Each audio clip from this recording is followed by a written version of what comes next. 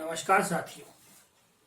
लो investment business ideas की series में मैं आज फिर आपके लिए लेके आया हूं एक और कम इन्वेस्टमेंट का बिजनेस आइडिया। जिस बिजनेस की आज मैं बात करने वाला हूं, यह बिजनेस एक एवरग्रीन बिजनेस है। कोरोना महामारी के इस वैश्विक लॉकडाउन में भी इस बिजनेस पर कोई असर नहीं पड़ा। यह बिजनेस हमेशा ग्रो करता रहता है और यह बिजनेस है डेयरी फार्मिंग का बिजनेस। बेरोजगार युवकों के लिए डेयरी फार्मिंग एक उत्कृष्ट बिजनेस ऑप्शन है।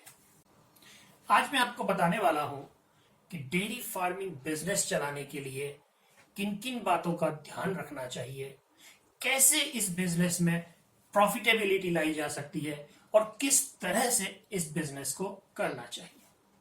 साथियों, अगर आज पहली बार आप मेरे इस चैनल पर आए हैं तो मेरे चैनल को सब्सक्राइब कीजिए, बेल आइकॉन दबाइए ताकि आने वाले बिजनेस आइडियाज के वीडियोस रेगुलरली आप तक पहुंचते रहे। सन 70 की श्वेत क्रांति में मिल्क प्रोडक्शन का सिनेरियो इंडिया में पूरी तरह से बदल गया और आज हमारा देश विश्व में हाईएस्ट मिल्क प्रोड्यूसिंग कंट्री बन गया। एग्रीकल्चर के साथ डेयरी फार्मिंग का कॉम्बिनेशन बहुत अच्छा बैठता है। एग्रीकल्चरल सीजनल बिजनेस है, इसमें सीजनल प्रॉफिट आता है, लेकिन अगर इसी बिजनेस को डेयरी फार्मिंग के साथ क्लब कर दिया जाए तो ये पूरे साल चलने वाला बिजनेस बन जाता है। डेयरी फार्मिंग के बिजनेस में दूध के अलावा बाई प्रोडक्ट्स जैसे कि गोबर से बनने वाली खाद, बायोगैस वगैरह भी बनाया जा सकता है। बायोगैस से हम घर की बिजली चला सकते हैं, पानी का पंप चला सकते हैं और कुकिंग के लिए जरूरी गैस हमें इससे मिल सकती है। इसके अलावा एग्रीकल्चर में जो एक्स्ट्रा चारा होता है उसे हम गाय भैंसों की फीडिंग के लिए काम में ले सकते हैं। डेयरी फार्मिंग का बिजनेस आप छोटे लेवल पे, मीडियम लेवल पे या बड़े लेवल पे जैसे भी चाहे शुरू कर सकते हैं।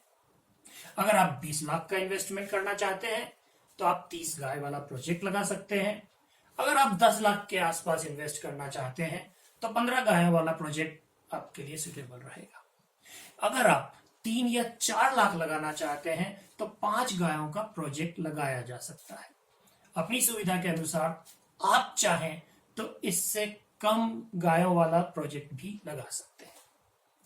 आज मैं यहां पर आपको 10 गायों के डेयरी फार्म बिजनेस के बारे में जानकारी दूंगा।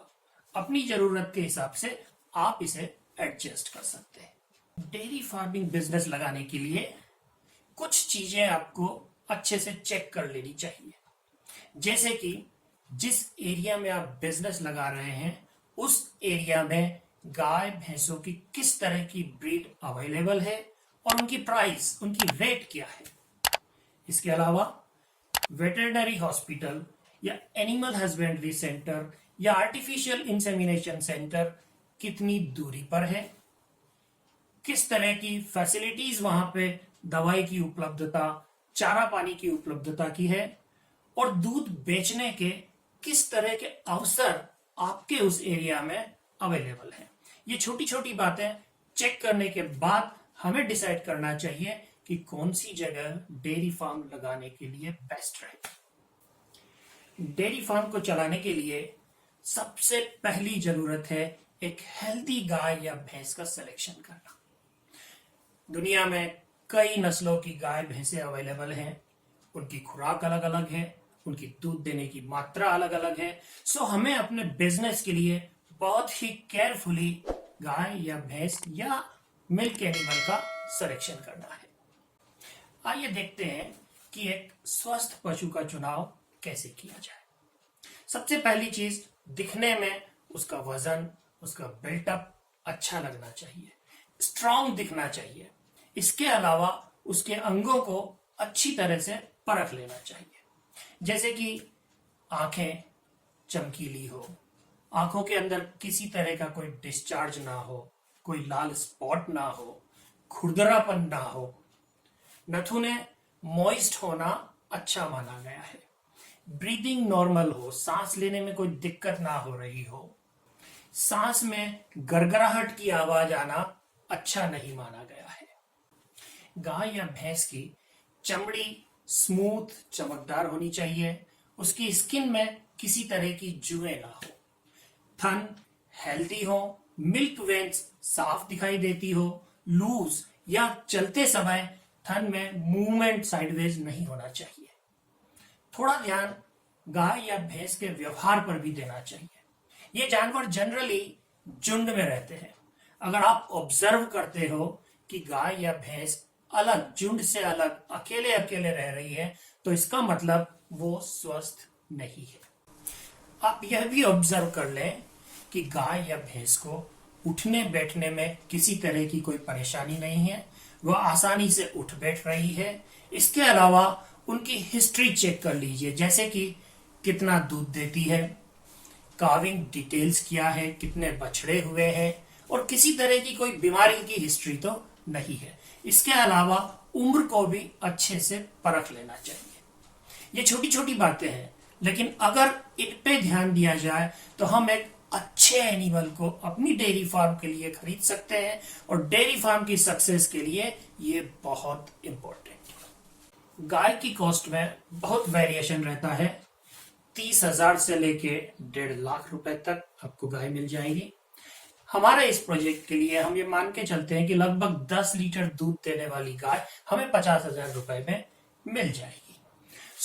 10 गायों के लिए लगभग 5 लाख रुपए का हमारा इन्वेस्टमेंट गायों को खरीदने में हो जाएगा।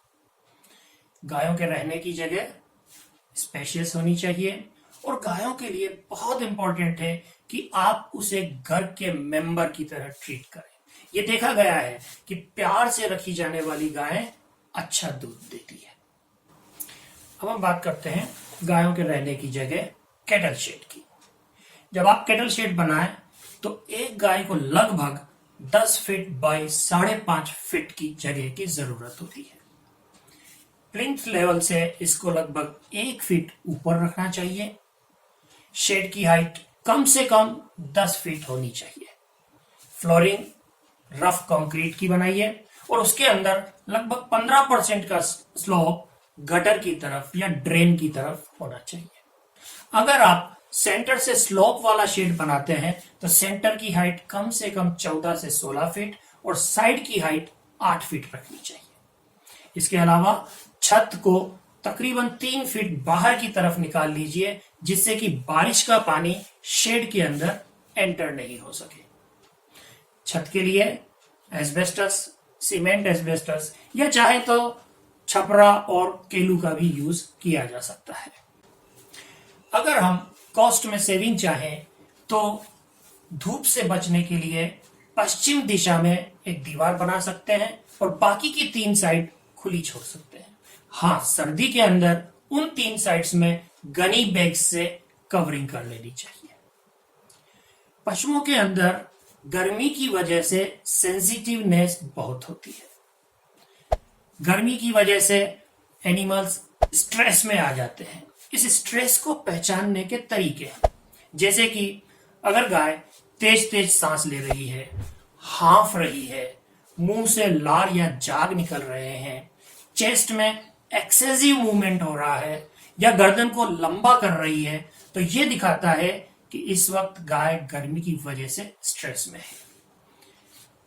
इस स्ट्रेस की वजह से दूध पर सीधा असर पड़ता है और दूध कम हो जाता है, क्योंकि जो एनर्जी दूध बनने के काम में आनी चाहिए वही एनर्जी तेज सांस लेने में, ब्लड पंपिंग में, हांफने में और पसीने में काम आ जाती है। इससे बचने के लिए गर्मी के दिनों में स्प्रिंकलर का अरेंजमेंट रखना चाहिए और आधे घंटे में थोड़ा थोड़ा पानी स्प्रे करता रहना चाहिए। इससे काफी हद तक गर्मी की वजह से होने वाली स्ट्रेस पर काबू पाया जा सकता है। यदि क्रॉस ब्रीड गाय हैं तो उनको दिन में 1 या 2 बार नहला लेना चाहिए। गायों की फीडिंग के लिए नांद या चरनी बनाई जाती है। यह पश्चिम दिशा में ग्राउंड से लगभग 1 फीट ऊपर 2 फीट चौड़ी और 1.5 फीट गहरी फीडिंग के लिए नांद बनाई जा सकती है। अगर आप कंस्ट्रक्शन नहीं करना चाहते हैं तो उस जगह पे एक बॉक्स भी रख सकते हैं जो कि फीडिंग के काम आ जाएगा। फीडिंग के पास ही पानी का अरेंजमेंट भी होना चाहिए। 1 लीटर दूध बनने के लिए लगभग 2.5 लीटर पानी की आवश्यकता होती है। एक स्वस्थ एनिमल 75 से 80 लीटर पानी की रोज जरूरत होती है। यह पानी दूध बनाने के अलावा बॉडी का टेम्परेचर कम करने के लिए, डाइजेशन के लिए और दूसरी एक्टिविटीज के लिए काम में आता है।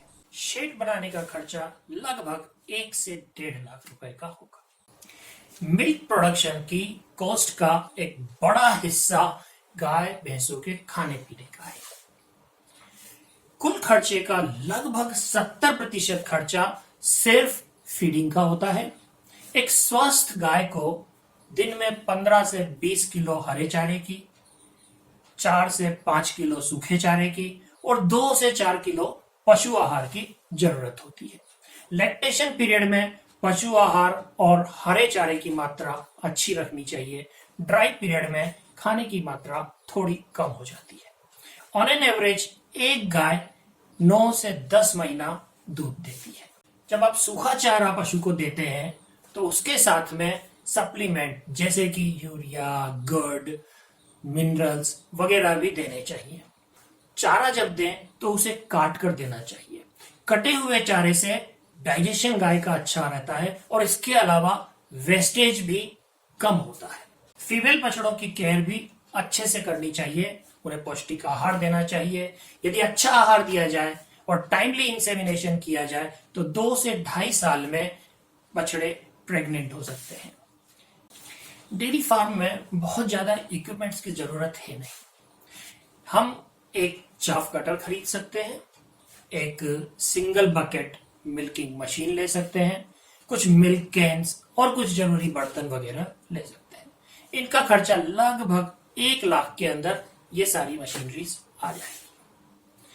डेयरी फार्म में ध्यान रखने के लिए हमें एक मैन पावर की जरूरत होगी जो 24 आवर्स एनिमल्स का ध्यान रखे।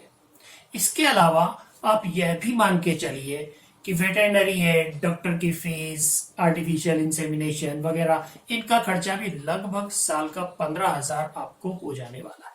दूध के अलावा डेयरी फार्मिंग में गोबर से खाद और बायोगैस बनाकर एक्स्ट्रा इनकम भी की जा सकती है।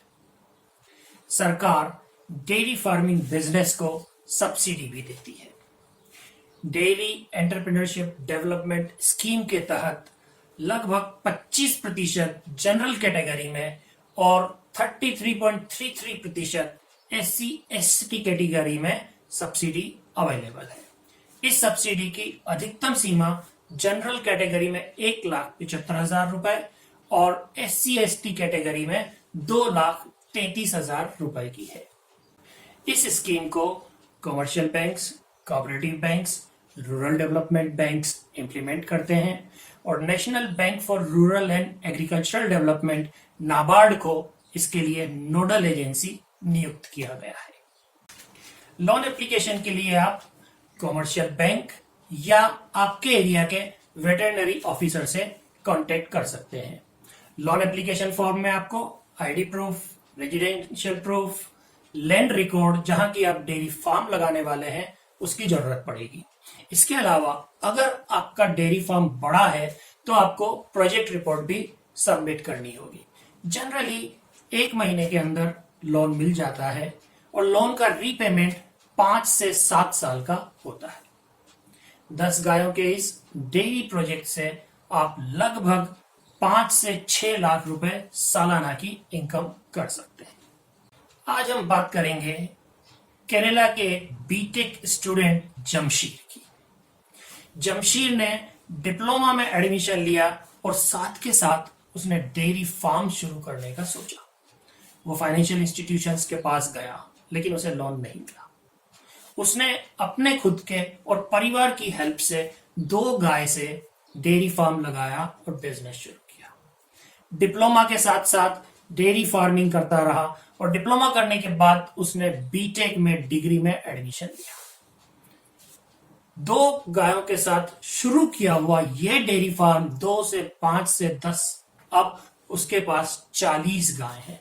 जब तक उसने बीटेक कंप्लीट किया 40 गायों का एक शानदार डेयरी फार्म एस्टेब्लिश कर चुका था और उसके इस फॉर्म में सारे खर्चे निकालकर 4,000 रुपए डेली की इनकम होती है। जमशीर ने आज के देश के युवाओं के लिए एक एग्जाम्पल सेट किया है कि अगर लगन हो, मेहनत की जाए तो स्टडी के साथ साथ भी बिजनेस एस्टेब्लिश किया जा सकता है। तो साथियों, आज मैंने आपको डेयरी फार्मिंग बिजनेस के बारे में जानकारी दी।